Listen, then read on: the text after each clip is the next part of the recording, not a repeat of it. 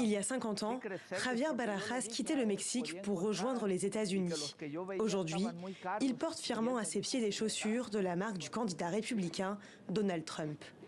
Malgré le discours anti-immigration de l'ancien président, Javier l'assure, le 5 novembre, il votera Trump. Je n'ai jamais compris pourquoi on dit que les latinos doivent être démocrates. Les démocrates ne nous ont jamais aidés, jamais.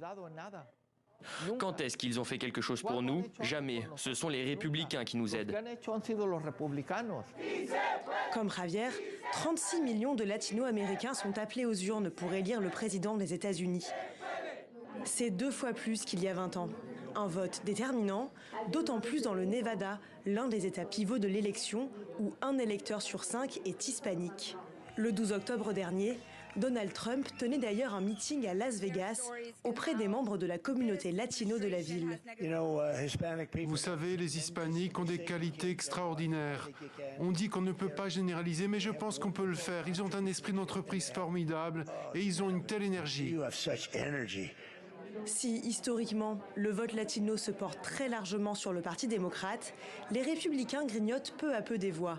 Selon un sondage récent d'Unidos US, seuls 57% d'entre eux pencheraient aujourd'hui pour Kamala Harris. En 2012, ils étaient 71% à voter pour le candidat démocrate Barack Obama. Des chiffres qui inquiètent les électeurs démocrates. Trump tient beaucoup de propos contre les immigrés, parce que sa base aime ça. Sa base est anti-immigrée, comme lui.